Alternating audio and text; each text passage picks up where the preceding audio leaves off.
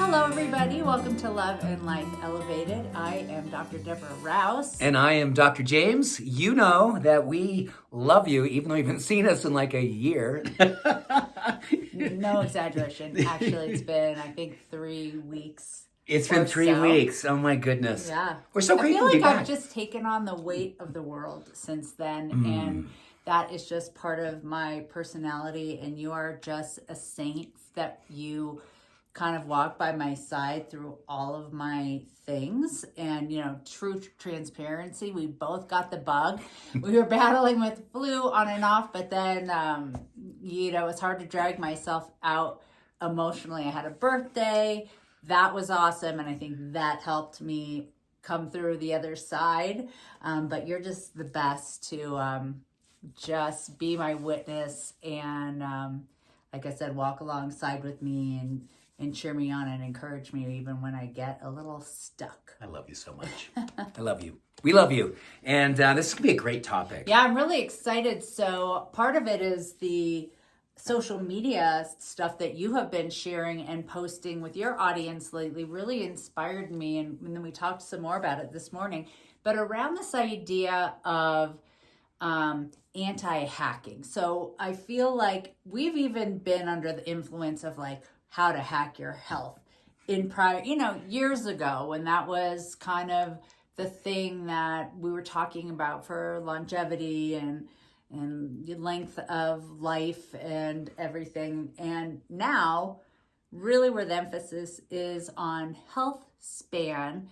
And you and I realize like we want to make lifestyle approachable. This isn't about like what $10,000 peptide can you be injecting, or what are the things that most people can realistically do as soon as you stop watching this video. Absolutely. And I think one of the biggest things we've been coming back to time and time again is the timeless practice of presence and how much being present for whatever it is that you are working on, whether it's you're working on metabolic health by taking your early morning walk. You're working on your emotional stability by heading outdoors and doing little forest bathing. These are all things that require time. But more than anything, I think the thing I'm really learning more about is something I've studied since grad school, is the power of something called self-efficacy, which simply is witnessing yourself following through.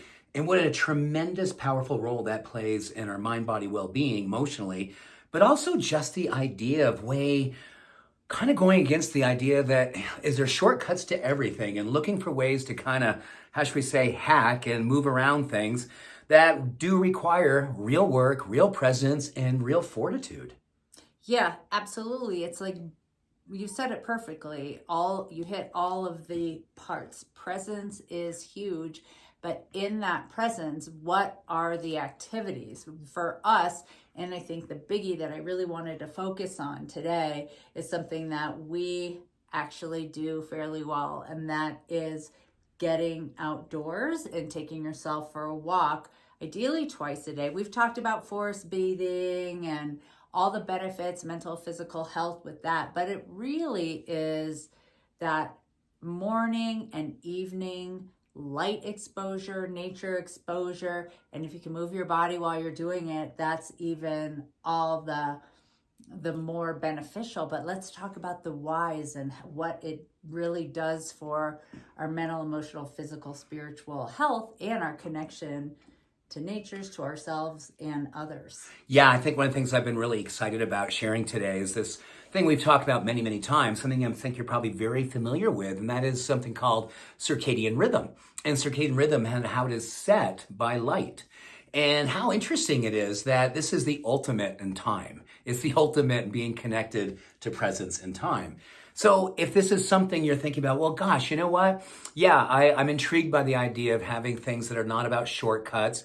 I love the idea about being present and having deeper self-efficacy for mental, emotional well-being.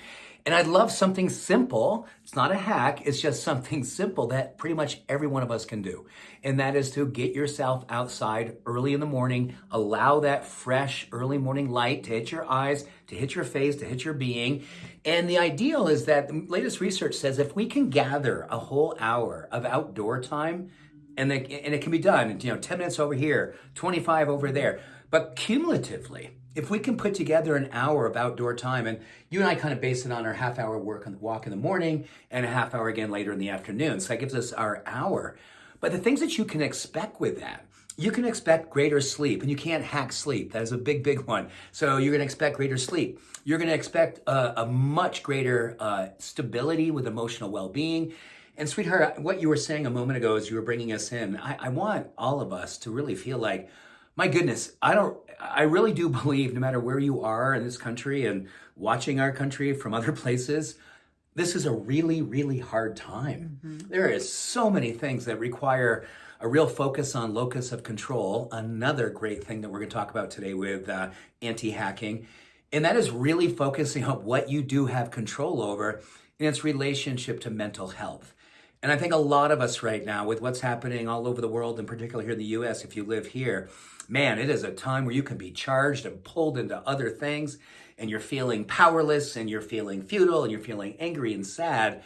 This is an idea around locus of control, controlling the controllables in its relationship, again, to mental, physical, and emotional well-being. So let's really look at what it is that you can say in your day.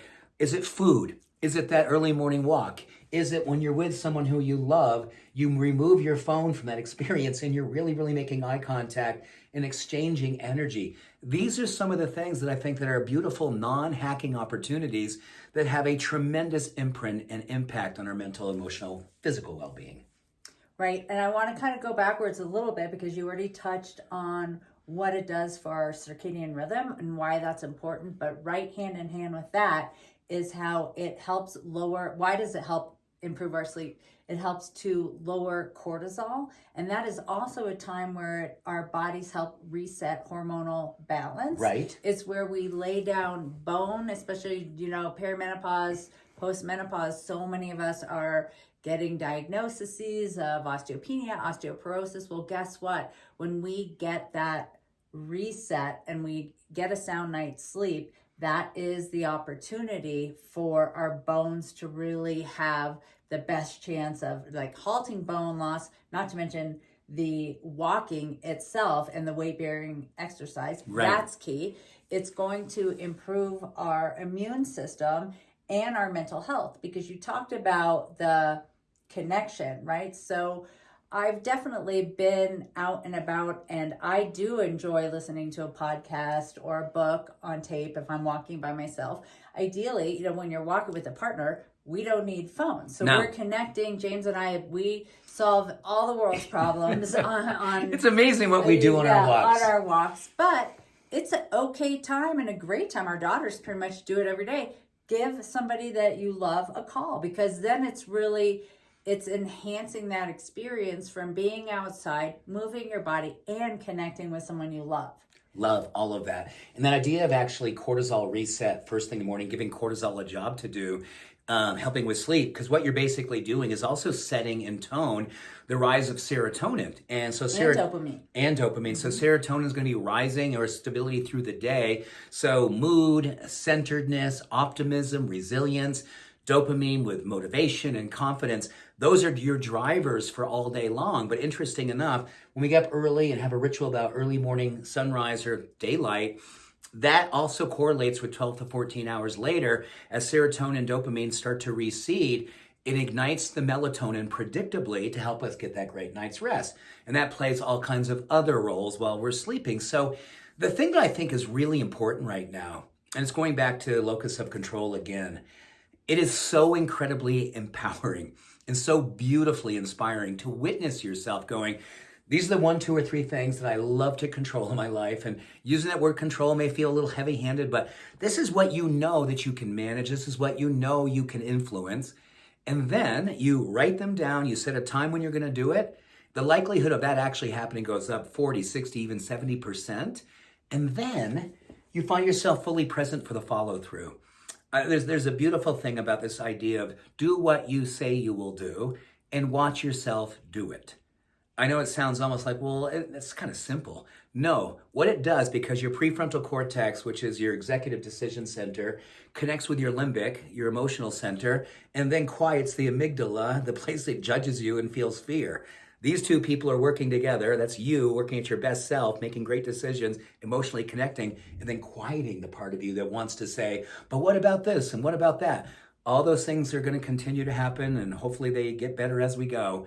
But this is a way that you help to manage your state, your physiology, and your spirit, so you can do it in a way that you feel you're consistent with your character and your values. And I love that you've done an entire treehouse talk on that before. I can picture your acronym that you did to kind of do a deeper dive in that. So thank you for reminding us and sharing that.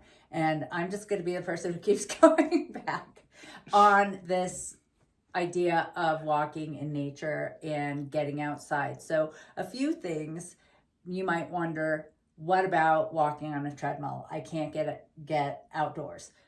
Don't get me wrong, any kind of walking is great for your body. It's going to help with your overall fitness and your overall mood. But I didn't do a deep dive. I did a little toe dip, and I found out that walking in nature versus treadmill increases cognitive function and decreases stress to a little bit greater extent. And I'm sure if you are a gym member, you've seen pretty aggro people on a treadmill, and it's just harder to be aggro in nature. It is. Really is. Yeah. Although during COVID, maybe we had people who were a little like, it was a weird time to be outside. It was a little intense out there. Yeah. Also increases creativity. So I thought, wow, that's great that you did that this. is really interesting. And then a Stanford study actually showed that walking in nature, this is so huge for me, decreased rumination. And so you think of thinking. Yeah, well, think of a cow ruminating, chewing its cud. It's like you're processing something over and over again. You can't get out of it. Can't get out of your own way. And I had that kind of a day yesterday where I was so overwhelmed with my stuff that it was just recycling, and it was just tough. And then we did our afternoon walk, focused a ton on breathing, did some practices around that, did a little journaling, but it really was the walk, getting out in nature, that kind of got me out of the state. And I can't, say enough about that. And hopefully everyone has some kind of opportunity. You may not live in the forest, but can you touch a tree? Can you sit by the window during the day, but also step outside, step away from your desk somehow so that you are getting that experience? Yeah, there was a study that literally said just blue sky or clouds. Doesn't matter. Sky in of itself, just stepping away from what you're doing, the human doing, and go out and being a human being for a couple of moments, looking up, helps to reset our physiology and our neurochemistry. Well, did I interrupt you, sweetheart? You're going to say something. No, but I was going to add, because you talked about increasing serotonin and dopamine, but it also increases oxytocin, especially like when you're calling the person that you love, when you're walking with somebody that you love. That is, a lot of people, is going back to talks also, you have so much content. I was on your YouTube the other day and I was like, oh my gosh, the hair alone is so fun to see the different iterations. But one of your videos, when you're talking about oxytocin as your drug of choice, it's actually probably one of your most watched videos. And you've had a lot of comments on there like, how do I get more oxytocin? Can you prescribe oxytocin? Well, guess what? You can. It's getting out in nature and taking a hike or a walk with somebody that you love.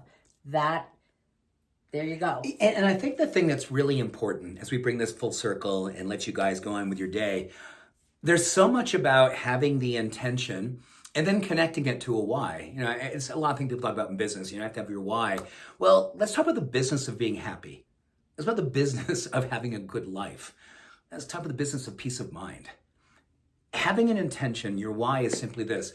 I've learned about oxytocin. I know it's good for my heart. I know it's good for connection and trust.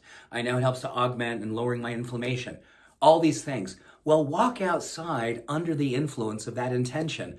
I think it just augments and just helps us to kind of feel this sense of, we feel more like a badass, like, oh my gosh, you know what? This is why I'm going outdoors. This is why I'm looking at trees. This is why I'm not looking at my phone when I'm with my person when I'm on my walk. These are all my intentions. These are my whys. Because what we know when we have a why and an intention connected to what we're doing and why we do it, we get that much more benefit of the follow through. And I think this is a time where worthiness is really up for a lot of people. When there's so much happening in the world, you can feel so small, you can feel so diminished, you can feel so powerless. How do we build from the inside out? I think this is one of the most powerful practices, choosing your drug of choice, oxytocin, serotonin, dopamine, and giving it to yourself. Giving it to yourself and celebrating yourself as you give it to yourself.